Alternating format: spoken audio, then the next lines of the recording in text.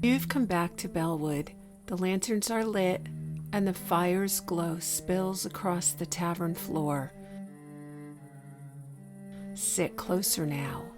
Let the hearth tell you a story.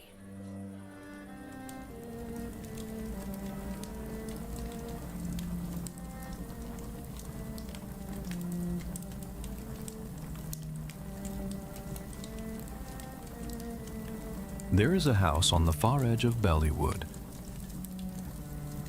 tucked behind twisted oaks and briars. No light burns in its windows. No smoke rises from its chimney. Yet sometimes, villagers say they see a faint glow there, as if the house itself is waiting for someone to return. This is the story of Eleanor Gray, a woman seeking refuge from her own past, and the house that waited, not for her, but for the man she was destined to meet.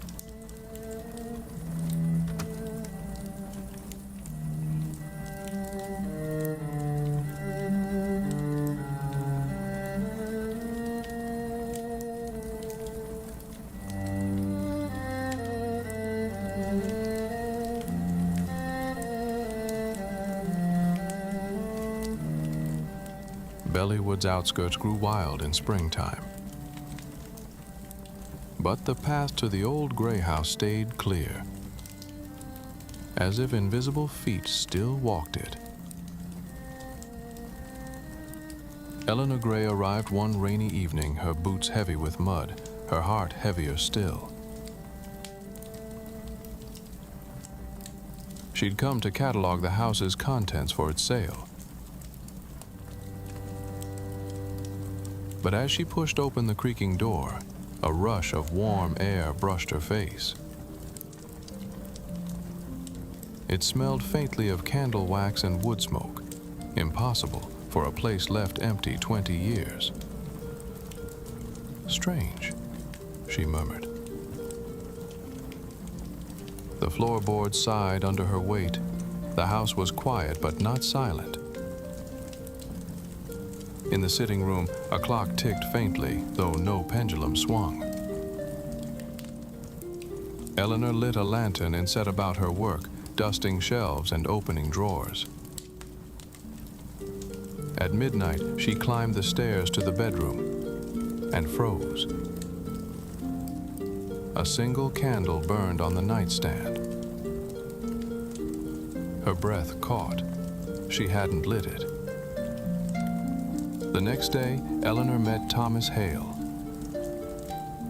a local historian, while fetching supplies in the village. "The gray house still stands?" he asked softly. "I thought it would have crumbled by now."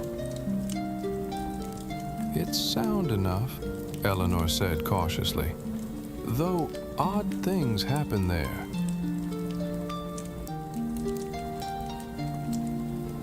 Thomas's eyes darkened. They say the man who built it waited years for his betrothed to return. She never came. And him?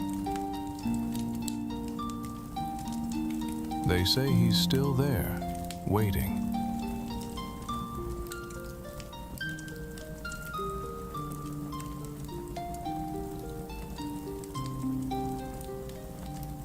That evening, the candle burned again. "Who lights you?" Eleanor whispered to the empty room.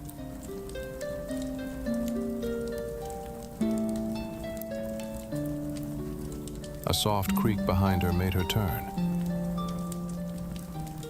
A man stood in the doorway, broad-shouldered, with eyes like storm clouds and clothes 2 centuries out of place.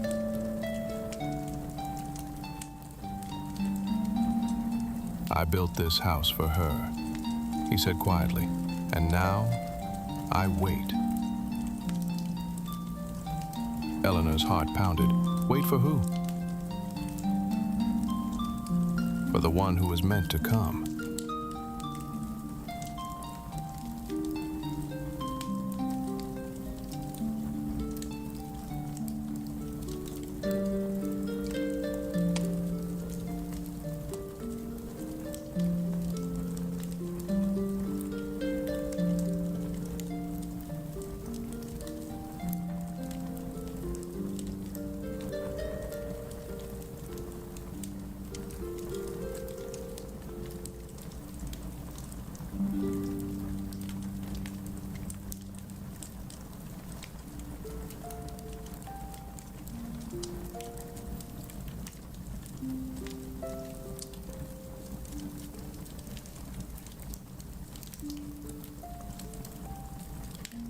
Each night, Eleanor spoke to him by the hearth.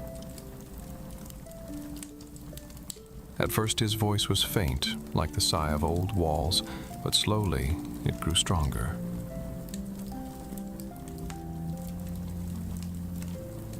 "You're not afraid," he said one evening. "I should be, but you're not."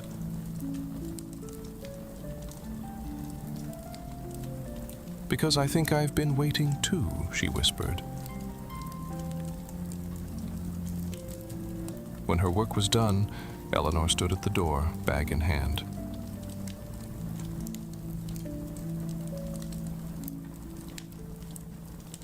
"Must you go?" his voice murmured faintly in the rafters.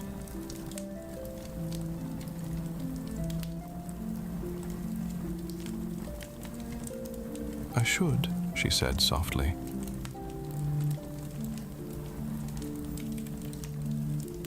But she did not step through the threshold. Instead, she set her bag down and reached for the candle.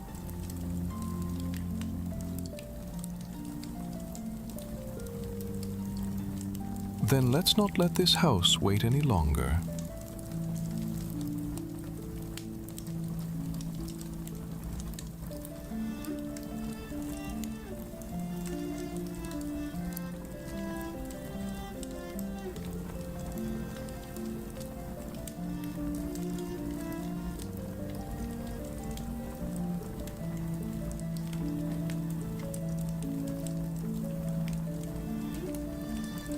They say the gray house no longer stands empty.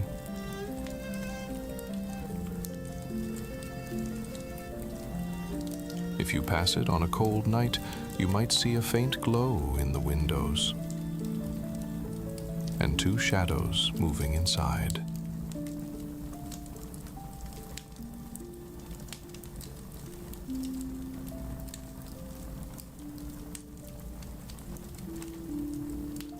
For some houses do not wait for just anyone.